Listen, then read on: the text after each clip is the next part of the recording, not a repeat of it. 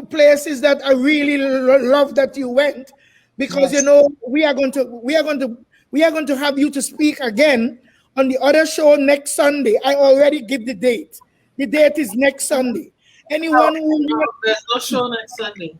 I'm on vacation. Oh no, she's going to have some. She needs some vitamin D, as Dr. Earl speak about that sunshine. Dr. Earl, Dr. Earl, that sunshine is so key.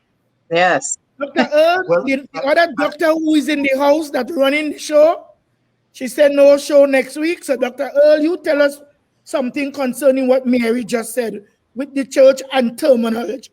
Well, actually, yes, I would like to. I'd like to deal directly with the question, and I shared something in box, and Mama Coco asked me to say it out in public. An important aspect that can minimize mental health issues among church members during this time of COVID is the pastor encouraging a church culture where members call each other perhaps daily or weekly and support, encourage, affirm, and pray for each other. A simple thing like that, where you develop this culture in the church where the members call each other and encourage each other and affirm each other and support each other, can make a difference in their mental health. So I think it's incumbent upon our pastors to develop that kind of culture in the church, where people, where the members love each other and affirm and encourage and support each other. So I just wanted to say that. So I will give other people a chance to speak, but the doctor, who will not be next week, she has a question that we're going to put out there. So doctor, are you off all next week? Let our audience know right now. Yes, Mama Coco, I'm off all next week. Hello. So when Mama Coco would have known? Well, I tried to tell you last night and you weren't listening, so not your fault. Because remember, you were supposed to be on vacation too. You declined your vacation. I'm going on mine. I said I'm not traveling right now. Hello, you. No, but she wants me to go. She said I have to go. So maybe I have to go. I'm not too sure. I hate have to. Have to is not for me. I'm 65. It's all right, Coco. The plan's been made. Have to is not for anybody. Yeah, that the plans were made without me. That's fine. I'm loving it. I will get to stay where I am and where I want to go. Maybe I have somebody to go meet. Who knows? Ooh, Mama Coco, are you saying something? Are you giving us some information, Mama Coco? No, listen to Dr. Mary, all she needs to do is tell us. We would pack her up and send her. Give us the other question, please. Mama Coco. Yeah. Mama Coco, I don't know if at some point you'd have one of us address Dr. Lashley's question relative to brain health. If I may take a few seconds now or later on, I can give him some information on the foods that are good for brain health. Oh no, he said Dasheen Bush because he did it with the Dasheen Bush with the two. Oh, I thought he was asking. Actually, the foods that are good for heart health. Duke is saying something now. Yeah. Okay. Yeah, the question will come up, Earl, after the one. Okay. I'm sorry. Are we going to play a song that I asked you to play? Or are we going to go into the next question? Live with Mama Coco panel, admitting to the existence of postpartum depression is a taboo subject in West Indian society. How can we start destigmatizing this topic as West Indian and as spiritual folk? Are we going to start with Earl? Earl, we have three. Well, I would just give a little, of course, postpartum depression. I looked it up a little because, of course, I didn't know much about it. I know what it is, but it says it's a complex mix of physical, emotional, and behavioral changes. Postpartum depression. And so the person will experience bits of sadness and despair and anxiety and crankiness. The article I read also alluded to hormonal imbalance that is supposed to last for at least 6 to 8 weeks after delivery. It seems as though it's something that happens. But I just want to make this quick. I am not a medical doctor, of course, and Dr. Cindy can speak to this.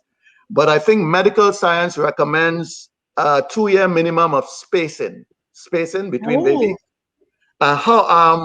Spacing between.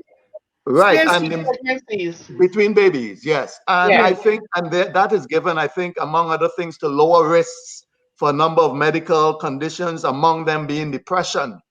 So I think that is very important that we space, and I say we, meaning the husband and wife, right? Even though the woman is the one. There should be a space of a minimum of 2 years between children. And when that doesn't occur, I think that can impact even depression as one of the medical conditions. So that is my two cents piece. I'm not a medical doctor. We are going to take what you said, and I'm seeing Lue-Ann is trying to get Something in. I would just like to say, so because I'm a midwife, I deal with this every day. Yeah. And you know, first of all, it starts with what you call the baby blues. So, I mean, those of us who are mothers, maybe the first 3 to 5 days, you find yourself crying for no unknown reason or feeling sad. And of course, within those 3 to 5 days, that should kind of disappear.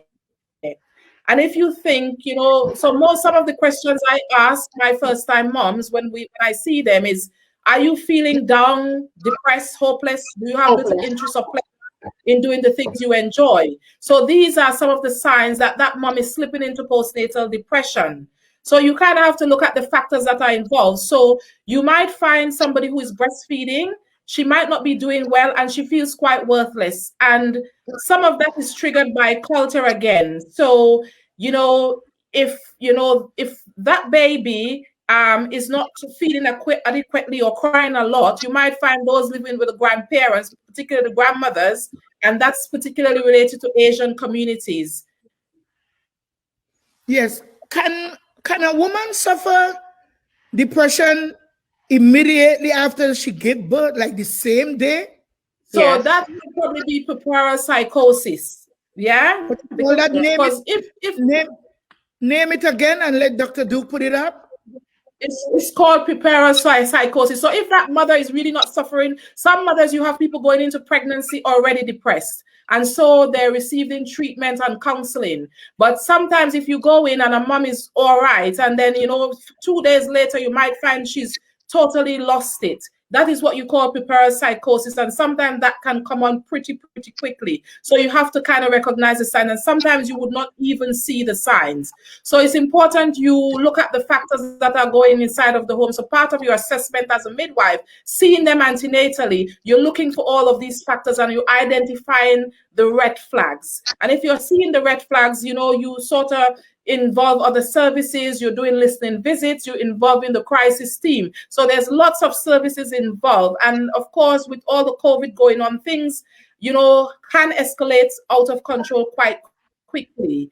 So it's, as I said, it's important that as a professional, you are recognizing the red flags, particularly when, you know, just before mom has gone into labor, you're asking, when I'm going home to see them, I'm asking, what support have you got at home? You know, is that helping out?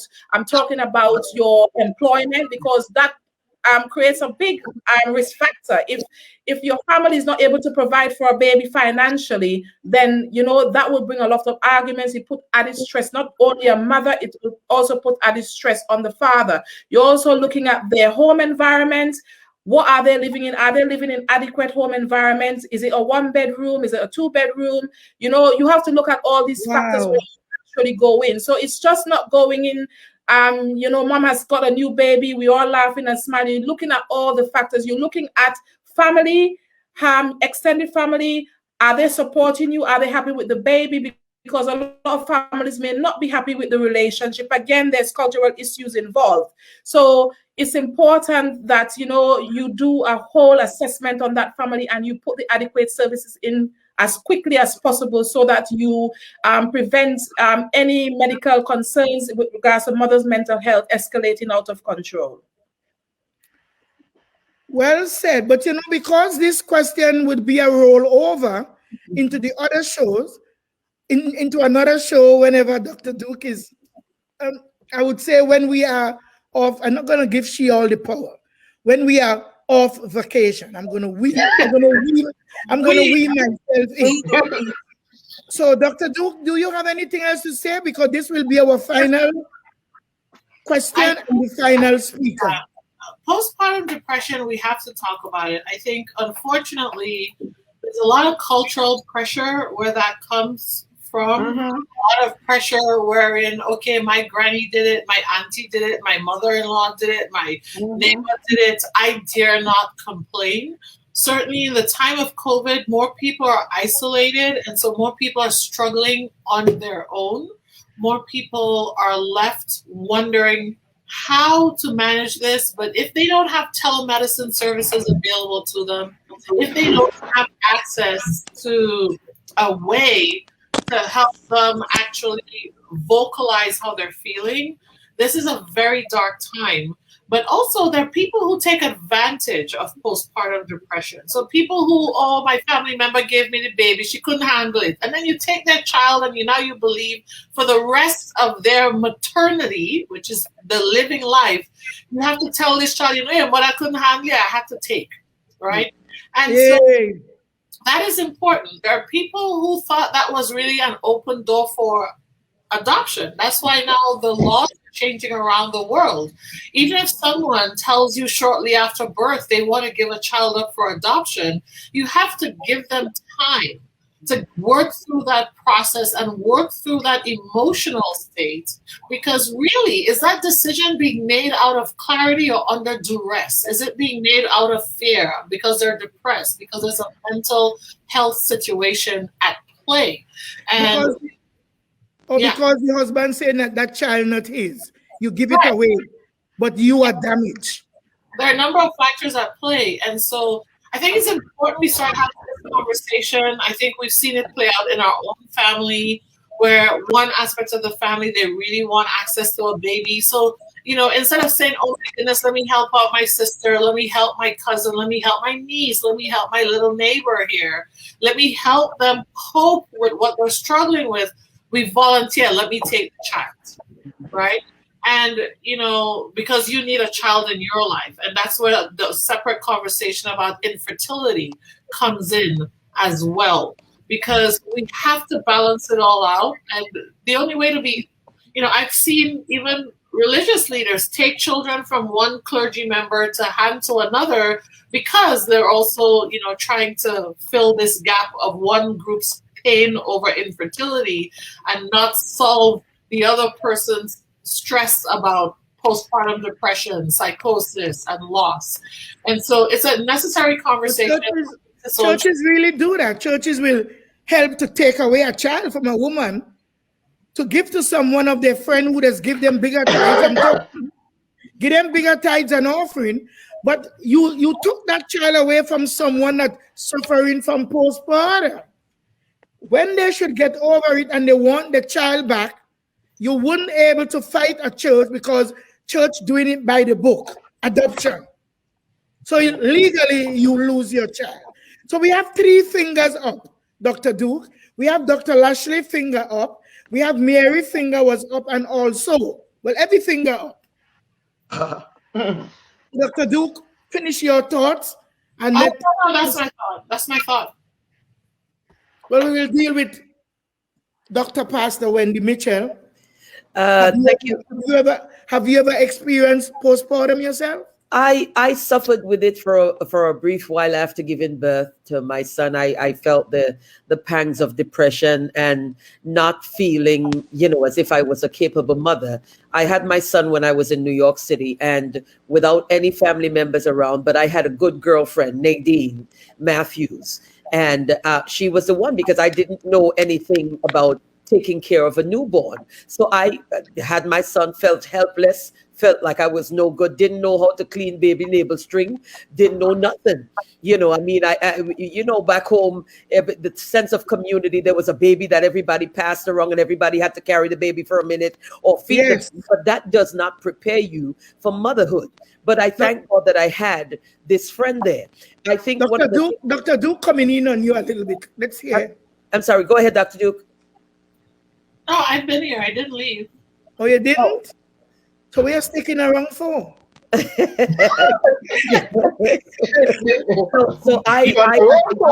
on the roll. as a young mother, I wasn't prepared, but I knew I had a support system through my girlfriend. Now, remember back home, I don't remember issues of postpartum depression in our village, because why? There was a stronger sense of community. There was a midwife there. There were the women that went to somebody who had a baby, ban up she belly, make sure she inside, show she how to take care of the baby, help her when the baby cried. So she had that community sisterhood that was there. But on the flip side of the coin now, Mama Coco, there was the instances where a young girl out of wedlock got pregnant and they post her down to Trinidad.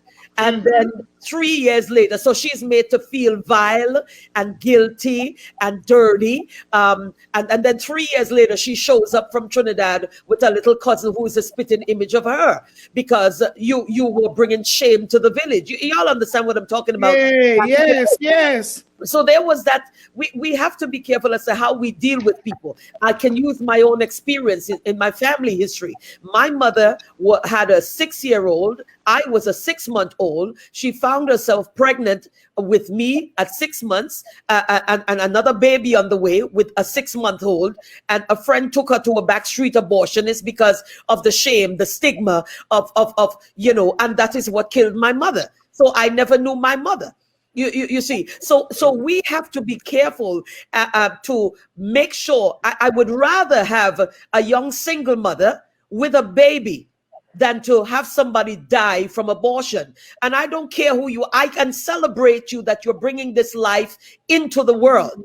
The Bible says children are a blessing from the Lord. So we have to be careful that we don't add to the postpartum depression by having people feel guilty. And, and it happens within the church. What do you do when a young girl in the church gets pregnant out of wedlock? Do you bring her to public shame? Do you put her outside? No, I'm not putting her outside the church. I am glad that you didn't go off and abort that child. I'm not condoning sin. Don't get me wrong now. But we, the church, have to make sure we highlight what is right and give the support system, because I don't want that child who got pregnant out of wedlock because of shame and disgrace and stigma and community and church, whatever it is, politics, whatever you want to call it, goes off and commits suicide, goes off and tries to get an abortion, and she dies on an abortionist table. So that's street abortion. They right. have recent abortion right now. We have to make sure now that and just reversing just a bit, education is the key. The church is not the same anymore. The pastors have got to be continually educating themselves, time after time, year after year. We have to learn how to educate ourselves, because the issues from way back in the day, it is different now. So the people perish for lack of knowledge, but our pastors need to be continually trained. Go get some additional training, learn how to handle the issues in your community, in your congregation, because we're living in a changing world. I would rest here. Oh, you went there. Yeah, I did. Hallelujah. Hallelujah. One thing we have to clarify is that sometimes some people have their rights to do their abortions. You can be raped, you can be molested, you can have 3-4 children and demand that you get pregnant for. He never give you $1. You have to fight with his 4 children before. So people could have their reasons to do whatever they like. We're not going to condone it, neither we're not going to be speaking ill about it. So we have Pastor Wendy, you have touched on some deep note there. And you have your own reasons for being where you are. You never knew your mom. You never knew your mom. And the reason she was gone. She was gone. So what's going on with your light? It looks like you're telling tales over campfire. No, it's the sun. Maybe I have to turn myself away from the sun. You know, a spiritual and all kind of light could follow me. Eh? Praise the Son.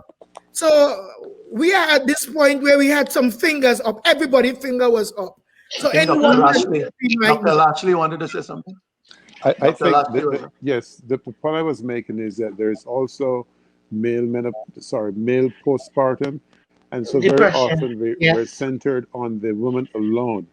But the thing to do is look at the family unit, not just the woman alone, but the man also could be undergoing And the lots of children. depression. And the children, of course, by extension, yes. Some But children doesn't accept the new baby. let's not forget the husbands and the men. Mhm. I will also just add that postpartum depression is much more prevalent than we think. 10 to 15 out of every 100 women suffers from it. So it's quite taboo, especially in West Indian culture. I remember after giving birth to my first son, I was crying and saying to my husband that I should feel so happy because this is a baby that was so wanted.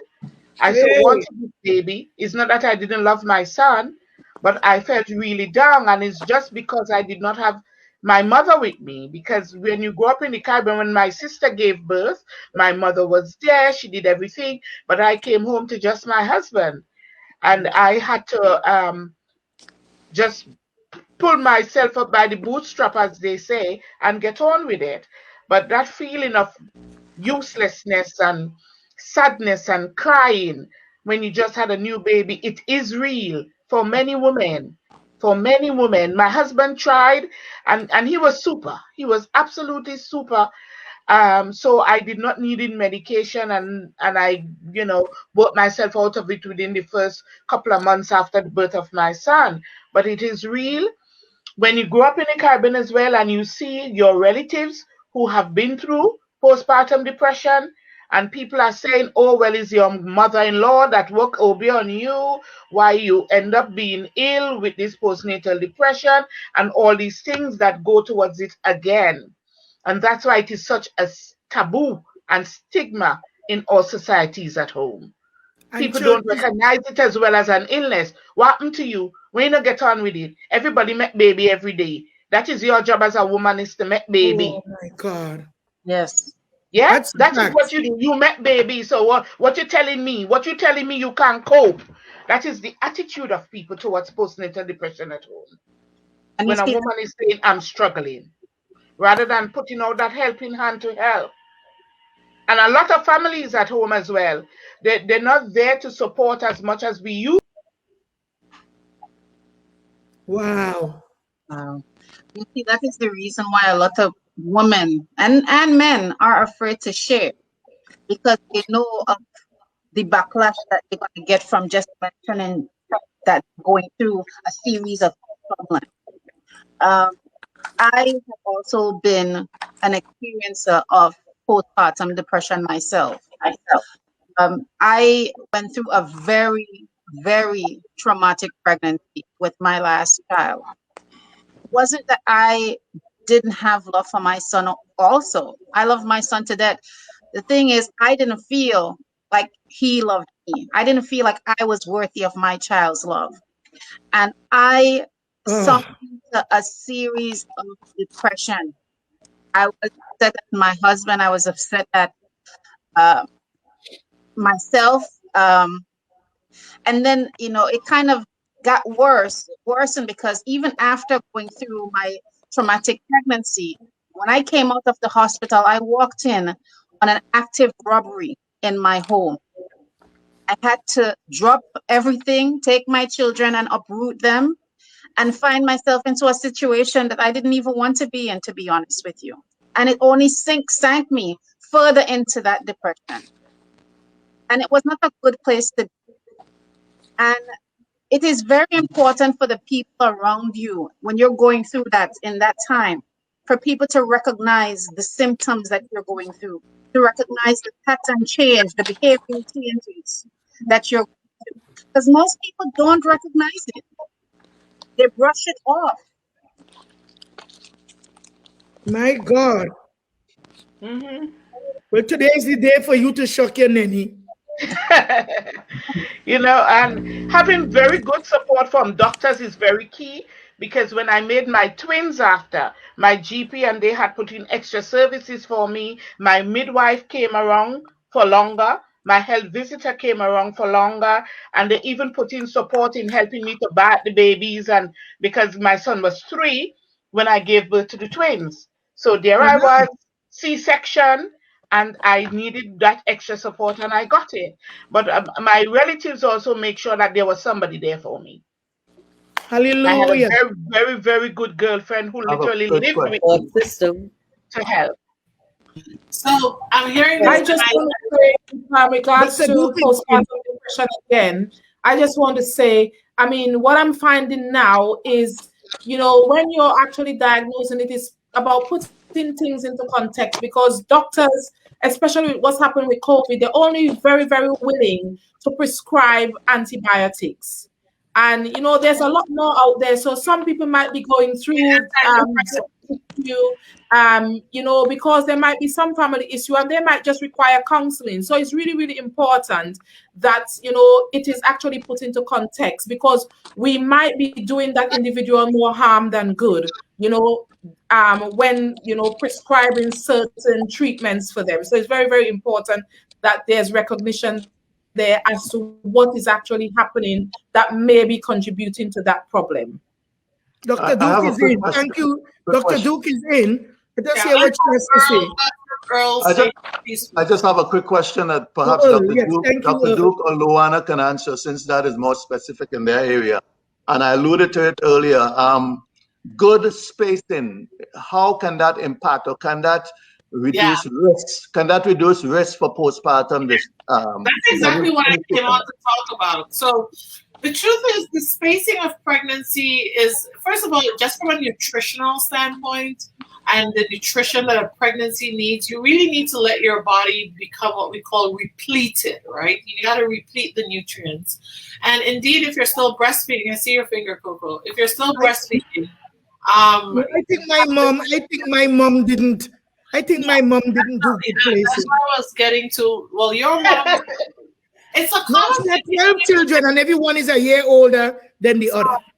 I distinctly remember being a young woman going to school in Scarborough, and along the way there were 3 households between Argyle and Scarborough where there were definitely families with lots of children that weren't very spaced. And I definitely remember people, it was so common. I can think of one in the Richmond area even. You literally have people say, "Oh, your sister, she had not good enough, yeah, breach it too much. Oh, God." Miss Lorena had 21. They doesn't sleep. They doesn't sleep at night, you know. Right?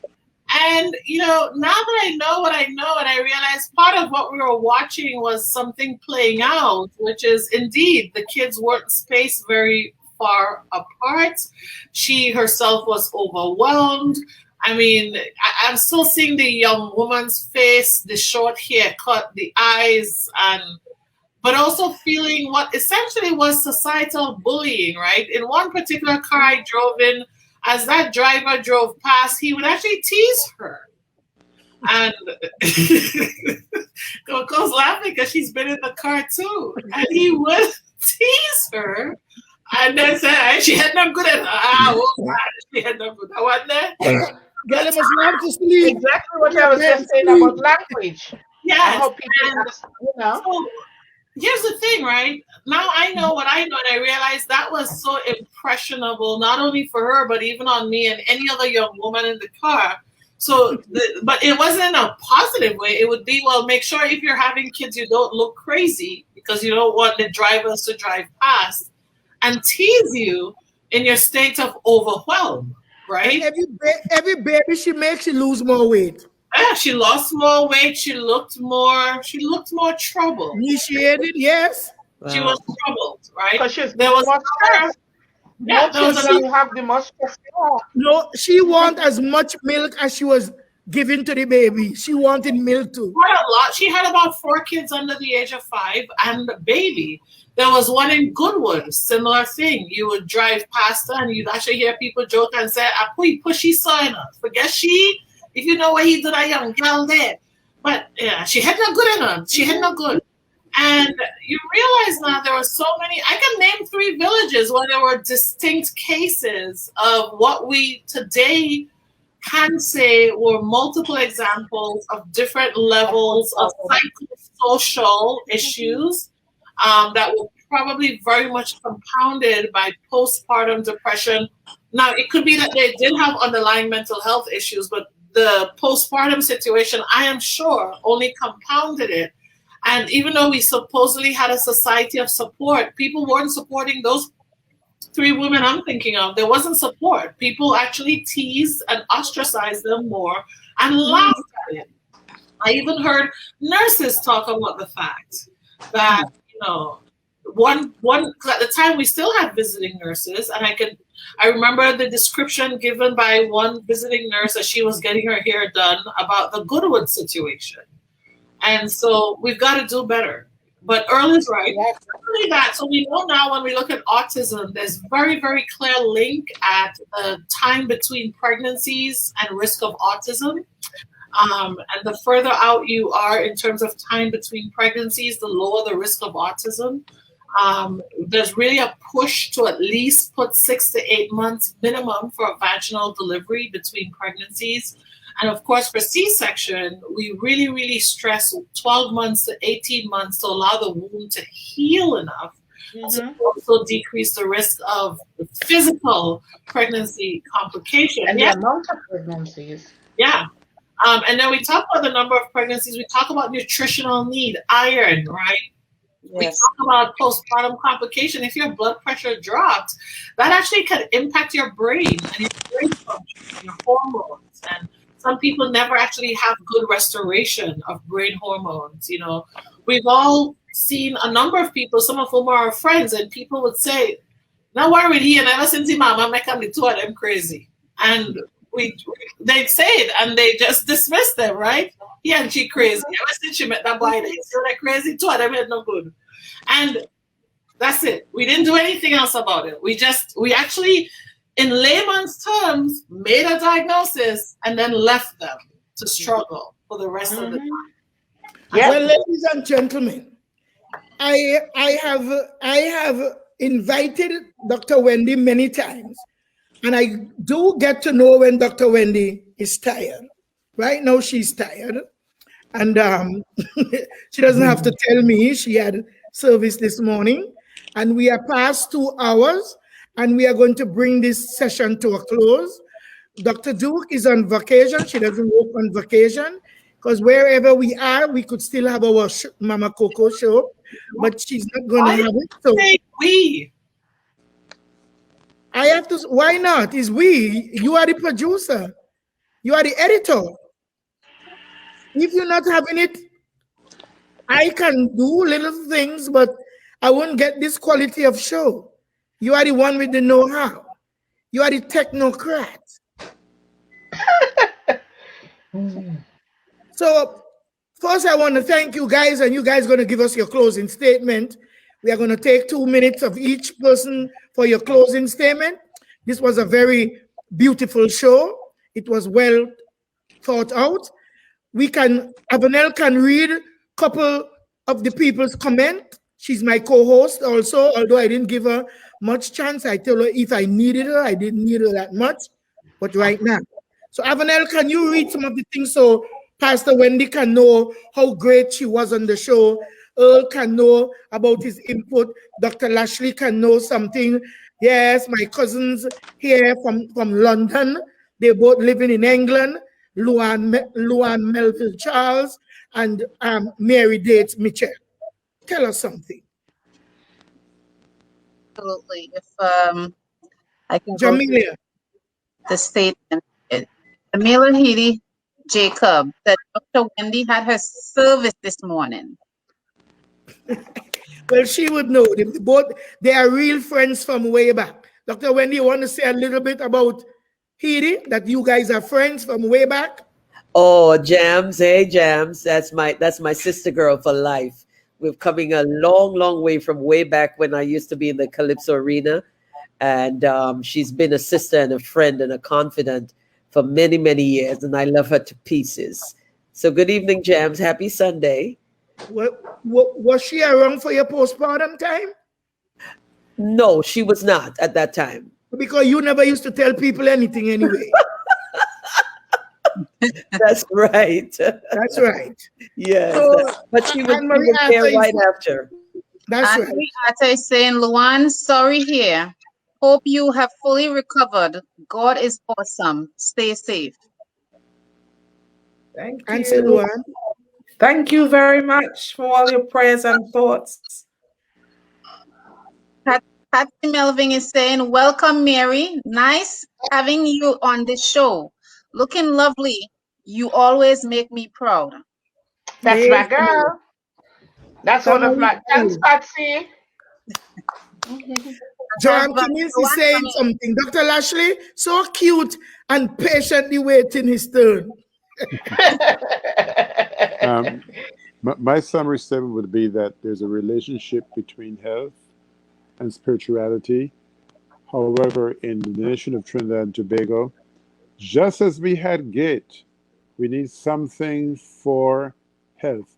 If you look at the literature, I read it about a year and a half ago, we have the largest number of amputees in Trinidad and Tobago among many countries of the world our size, with diabetes being one of the highest incidents or causes of such. Course. So if we don't do something about health in Trinidad and Tobago, we're going to get worse. It's going to get worse. Just as we had gate, let us have something, not like gate, but something for health that people can have an impetus and motivation to become healthy. It should become the #1 issue in the country. I rest my case on that submission. Thank you, Dr. Lashley. You will always be one of my guests. You will always be one of my guests when we are back from when Dr. Duke is back from vacation. I can't say we.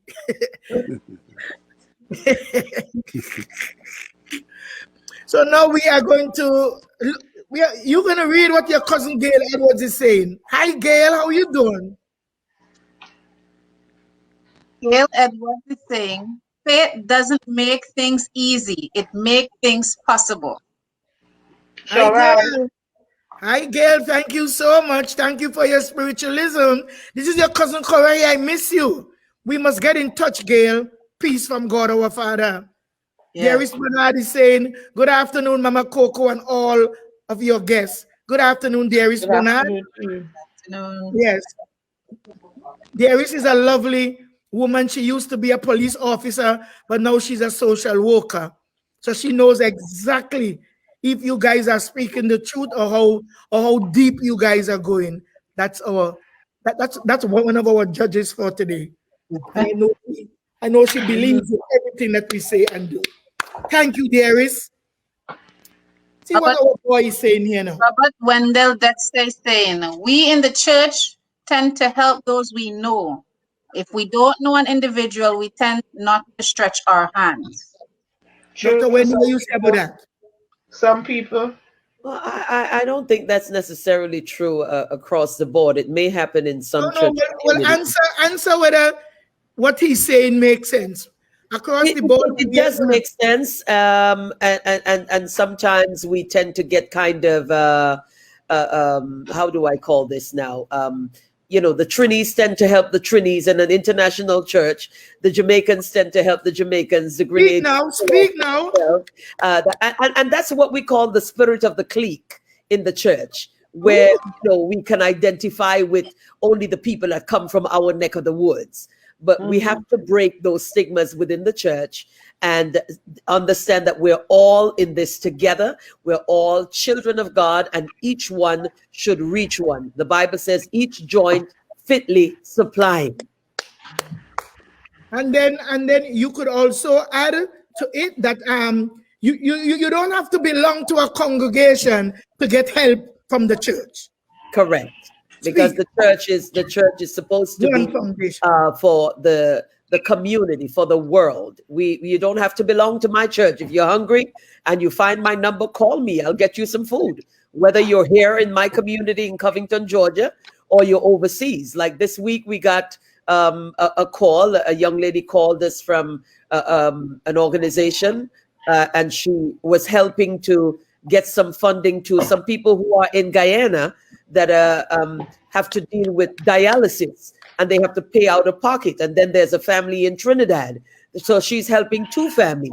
So what do? We reach out. This morning I got a call, a text from someone in, that's a family friend. They're in London. They send me a text. I'm sending you £200 to go towards this family in Guyana to help them out with paying for their dialysis, and split half of that and send half to the family in Trinidad. And then another one called, and then somebody from church says, here's $50 to go to that community or to that one over. This is what we do.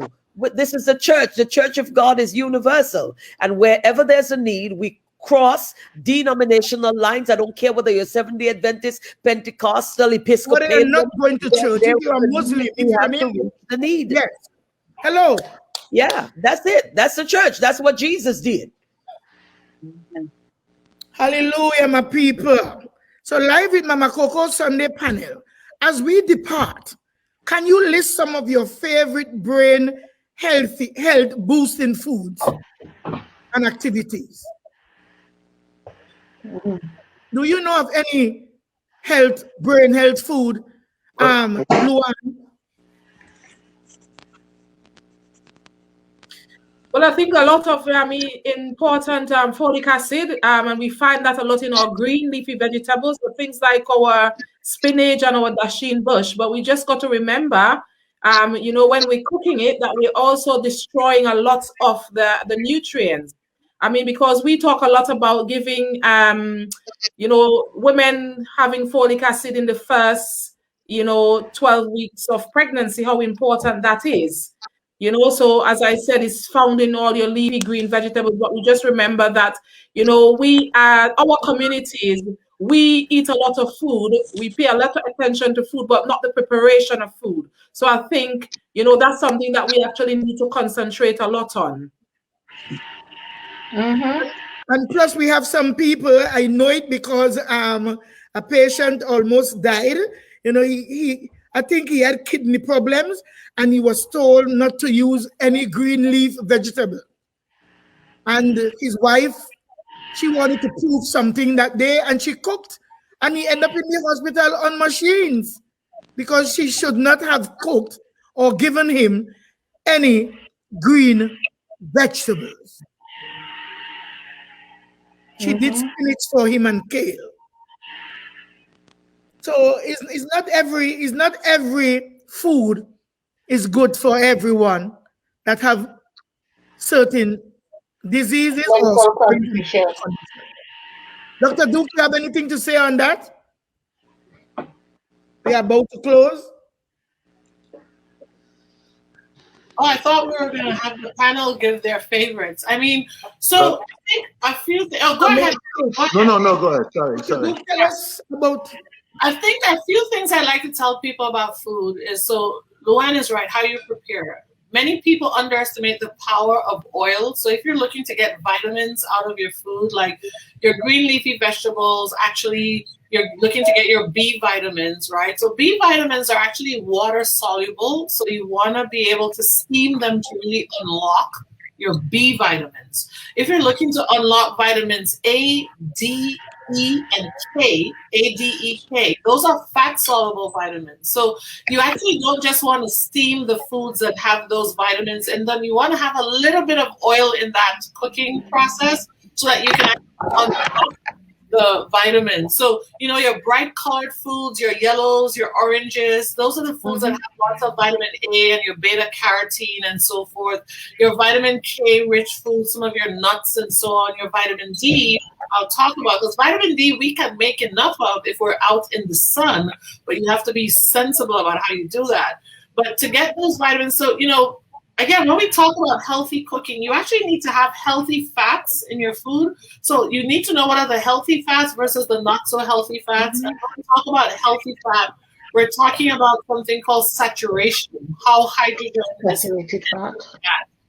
And so you actually want to be cooking with unsaturated fats. Now, there are lots of naturally occurring unsaturated fats. So olive oils, coconut oil, if it's cold pressed. And the way we collect coconut oil back home is not cold pressed, but it can be used for certain temperatures. It's good for that. Avocado oil that we use nowadays, canola oil. Vegetable oil, on the other hand, is oftentimes not as healthy as we think, in part because it's a combination of all the cheap oils that are saturated, so like the soybeans and so forth. So you want to be careful with that. But you actually need fat if you're someone who's a menstruating person, someone who needs estrogen in your life. Your hormones, our sex hormones, estrogen, testosterone, all those hormones actually are built off of cholesterol, healthy cholesterol, right? Ladies, you hear that, right? Yeah. So people who are going through completely no diet. Just use the word sex. Are you listening? Yeah, no, if you're a guy and I don't have much sex drive, I don't have much libido, you need a little bit of healthy fat in your diet as a guy. Are you listening? So it's important, really important. So those are the things. But I think the biggest thing right now for those of us who are meat eaters is a lot of our meats have hormones and antibiotics in them. You really got to be judicious about where you're sourcing your food from. Go back to really knowing whose animal you're eating, how they raised it, how they fed it, what the source of the feed came from, and the same for milk. Same goes for milk. I think we're going to have a show dedicated to food, though. That's right. I was waiting to hear it. Yeah, so because this is enough. But for brain health, you need healthy fats. You really need fat. You need protein and then fish. So fish has healthy fats known as omega 3 fatty acids, and those omega fatty acids are in fish. If you don't eat fish, you don't eat meat, then it's also in certain special nuts and flax. Flax has a lot of omegas. And so it's good to have those. But protein, right? Everybody's plate, make a fist with your hand. When you look at your plate should have a fistful of complex carbohydrates. Raise your fist, everybody. Raise your fist. Look at your size of your fist, because that's how much. Dr. Lashley fist so big. Yes. So that's how much protein he needs on his plate when he eats. Wow. Now, most people think protein is meat, but you can have protein from your beans. That is food. Yes. Dr. Lashley ready to go. The food. Great help. And so if you look at your hand right now and you made a fist, if you use 2 fists, 1 fist for carbs, 1 fist for meat, the rest of your plate is all veggies. All veggies, right? Unfortunately, in the Caribbean, we tend to put a plate of carbs and a plate of more provision. On top of it. Maybe the vegetable garnishes the plate. It's the other way around. You need more veggies. So we need to grow more veggies, but we need to really, what I like to say is eat the colors of the rainbow, right?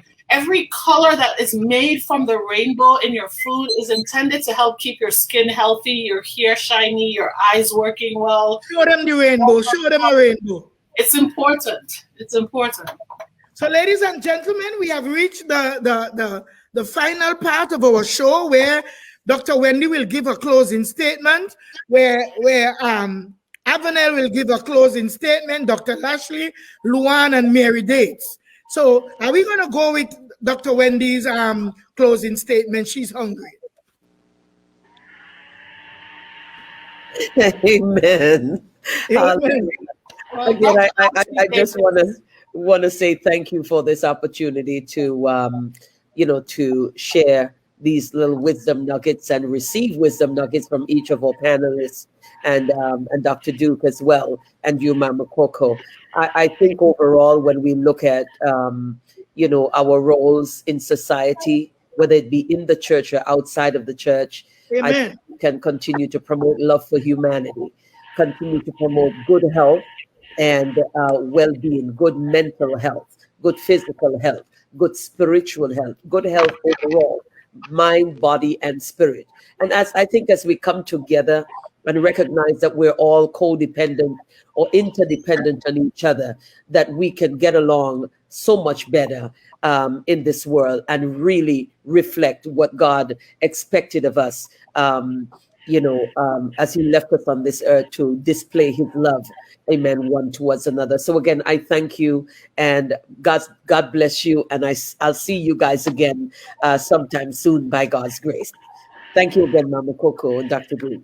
Oh, panelists, I appreciate you. I appreciate you. You see, I invited you here for special reasons, and you have delivered. You did not fail. I'm humbled. Thank you so much.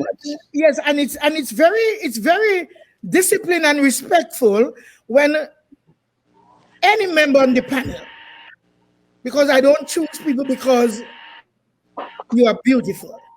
I choose you because you are beautiful and you have a beautiful mind.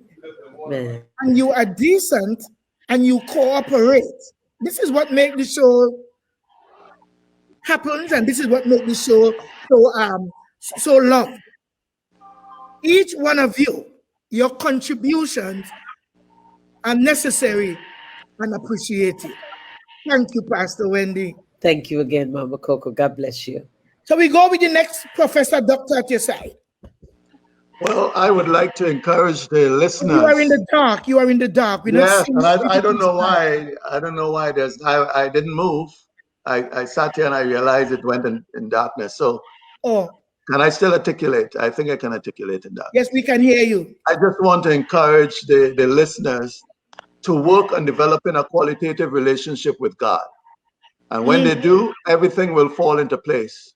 God will tell them what to eat, when to eat, how much to eat. God will tell them who friends they should choose and how we should treat people. That is the bottom line. So I just want to encourage our listeners to work on that.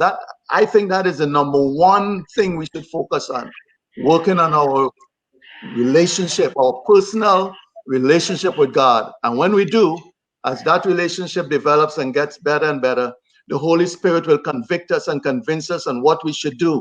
Even things as simple as going to Walmart or wherever to purchase our grocery. Before we do that, we should talk to God and ask him to help us to pick the right fruits and the right vegetables and the correct foods. Simple things, very simple things we should always go to God in prayer for. So that is what I would leave, covering all that we have discussed today relative to health and spirituality and postpartum depression.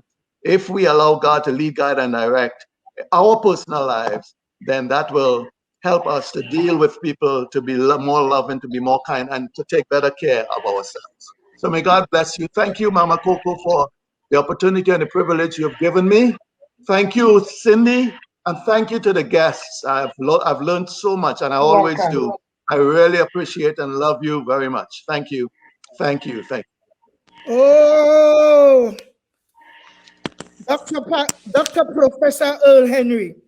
It gives me pleasure all the time to see you on Facebook, sharing your strength, your faith, and your confidence in yourself and what you do.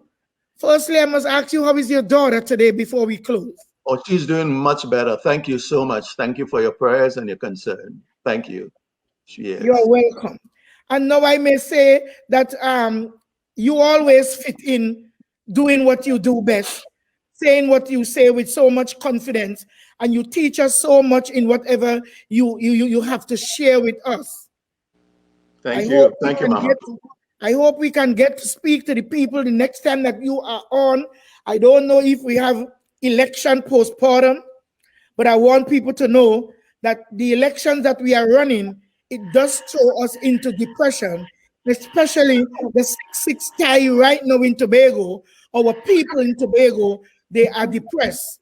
They don't know what to do and how to think. So we are going to raise that topic up the next time with you. With you as part of the panel. Oh, okay. Yes. Okay, I'm curious. I am curious to know if Dr. Lashley, who happens to be a Barbadian but a true Caribbean man, has ever been to the most beautiful island in the world, followed by Barbados. I was just wondering. Tobago, then Barbados. I've been there several times. Oh, I know. I'm just teasing him. I just wanted him to know that Tobago is the most beautiful island in the world. Thank you very much. So why you rubbing that to make this Bajan man get angry? No, he wouldn't. He wouldn't get angry. You see, the flying fish from Barbados went to Tobago. That's right. No, Because only Only the steep our flying fish. Only the steep our flying fish. You see, you see where you all going and start now? Even the flying fish know that Tobago is the most beautiful island in the world. Yes. So it went in away from Barbados. Whoa!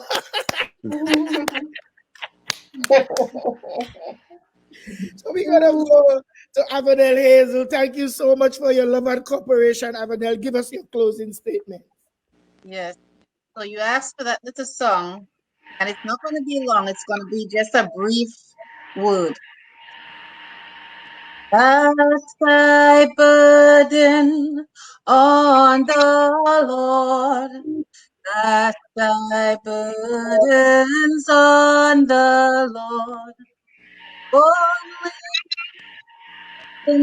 Only trust Him. Only trusting in His way. Cast thy burden on the Lord. Cast thy burden on the Lord. He will all your sorrows heal. He will all our sorrows heal. Cast thy burdens on the Lord. Amen. Cast thy burdens on the Lord. That's Amen. what Earl was saying a little while, and Earl, this song that she bring to us now is to just to bring what you said to future. Cast your burden. Thank you. Even if you're going and buy food, ask him. So now we're gonna go with Lue-Ann giving us her closing statement. I would just like to say it's been a truly inspiring evening. I've learned quite a lot. And, you know, God's presence was really with us this afternoon. And particularly, I just want to say thank you to Pastor Dr. Wendy. So your inspiring words of encouragement. And I hope that you will continue gracing us with your presence, each and every one of you. So, you know, as they say, knowledge is power. And we have learned a lot today. And I hope that we will, you know, when each of us leave here today, we will pass on what we have learned so that we can change the life of others. Yes. Thank you so much, Lue-Ann. God bless you. Thank you. Oh, come on, not God bless you. Give her a round of applause. Yes. Pastor Wendy. Hallelujah. Yes. And you impacted me as well too, Lue-Ann, with your wisdom. It's my first time meeting you, but thank you for doing what you do. I've gained so much from you too as well. Thank you. So Lue-Ann, we don't want Dr. Lashley to feel funny, you know. So why you and thank you for his contribution? I did. I'm thanking everyone for their contribution. I've learned a lot today, and it's been truly inspiring. I think you just jealous Dr. Lashley plate of food right now. He's got a very spoon I've seen. He's got a very large spoon. A large spoon. But you see how big his fist is. Right. You understand me? You see. So now, Dr. Lashley, take it away. I know you give something before, but still give us a closing statement. You know, whenever we have these meetings, my belief is that we should come away with an action statement to have somebody do something. And so I move today that we write to the Ministry of Health and to the government of Trinidad and Tobago regarding the issues of health so that they may elevate health to the top position in the country. And when I leave here, I'm going to call a person I know in the Ministry of Health, the Chief Nursing Officer, to let her know that this is what they need to do. And a letter from Mama Coco to the effect, with her signature on it, will go down in history and will go a long way. But that's my motion today. As a result, coming out of our discussion, that Mama Coco make representation to the Minister of Health and the Ministry regarding the state of health in Tobago and Trinidad. I didn't say Trinidad and Tobago. I said Tobago and Trinidad. Amen. Dr. Duke is here with some. Dr. Duke is here with some interjection. Let's hear her. I second the motion, Dr. Lashley, and we will have Dr. Mama Coco write her letter during her vacation. That's right. Doesn't have to be a long letter. Woo, Lord of mercy. You see, sometimes I just want to talk, so no matter to shut me mouth. You see, dictatorship, this is dictatorship right now. Cousin Mary Dates, can you give us your closing statement?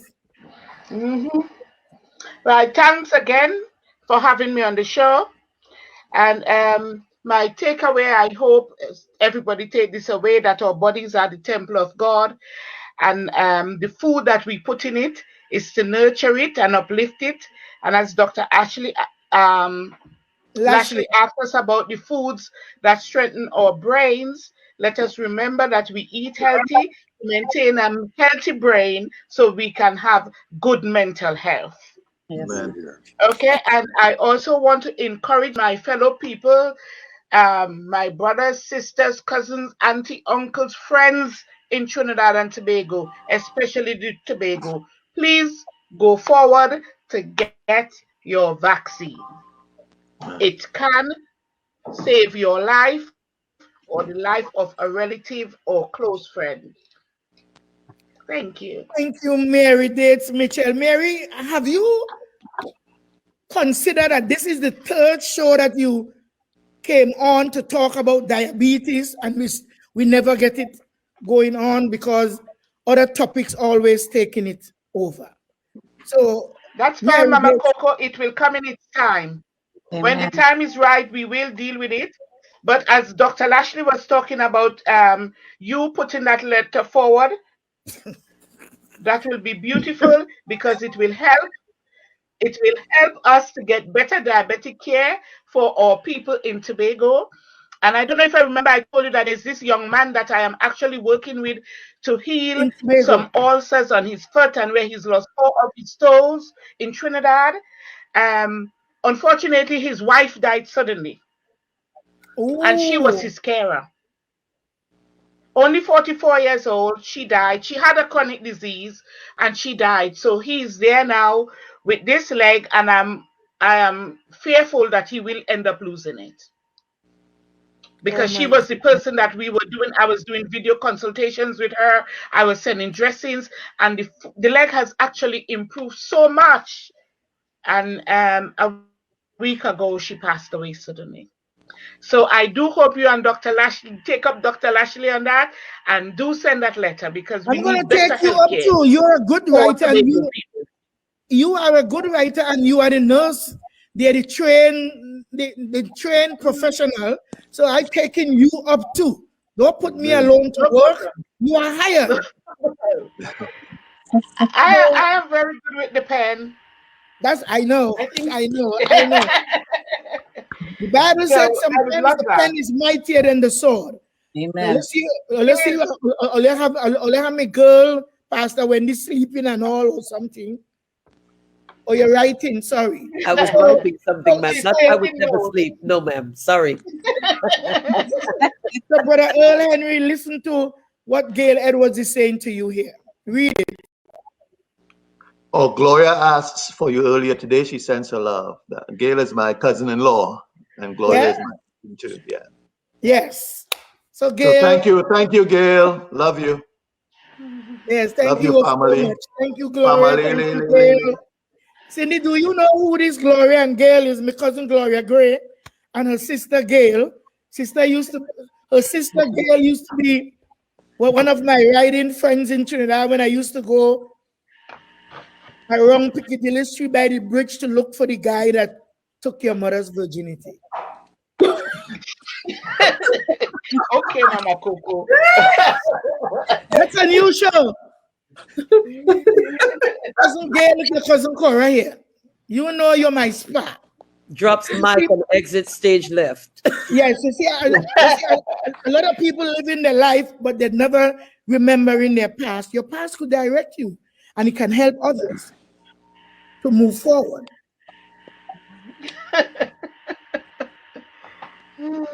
You see how my cousin Mary laughing now? She gets something to go home with now. You're always giving your cousin Mary a joke to leave with. You see, all my life I just try to beat Earl Henry. So he just dropped some jokes on me and on us on Facebook. So I just come in on the late. I have to leave him to walk away with something. Amen. Mama Coco, next show is going to talk to young people concerning this precious thing that we have, we call virginity, and we want to lose it to every or anybody. We don't respect that our bodies are the temple of the Lord. Temple of God. Treat it like that. So thank you. Gail said that's our secret. Thank you, Cousin Gail. Cousin Gail, Cousin Gail, Cousin Gail. Cousin Gail could tell people, even though what I see with my eyes concerning love relationship, I never cried. I get ready to fight back. I get even. I don't cry. Even if I have to slap you, I ain't crying. So we're going to talk about virginity. Next time we have our show, we're going to talk about the love of God. So may the peace of God this evening, as we thank Dr. Duke, thank her for her participation. Dr. Duke, you have anything to say in closing statement? Seeing that we wouldn't be having shows for 2 weeks. Can you say something as we close? And we give God praise and thanks that you guys can check my show out. Right, bye. So bye to everyone, bye to our audience. I love my audience. I love you guys. I'm not saying it because I want you guys to come back. I love you guys. And for those who always feel like they could come up on my live to create distraction or to look for enemies, we are all one family. Love you too. Coco, life and stuff. Love you, Coco. God bless you guys. Can you guys stick around for Revelation 12 and 11 says, and they overcame him by the blood of the Lamb and by the word of their testimony. Hallelujah. The blood of Jesus, step on the line. The blood of Jesus, step on the line. The blood of Jesus, step on the line. The blood of Jesus, step on the line. The blood of Jesus, step on the line. The blood of Jesus, step on the line. The blood of Jesus, step on the line. The blood of Jesus, step on the line. The blood of Jesus is preserving. Say protect it, cleanse me and shield me. Say from the attack of the enemy. Whatever Satan send, it can't touch me. Doesn't matter.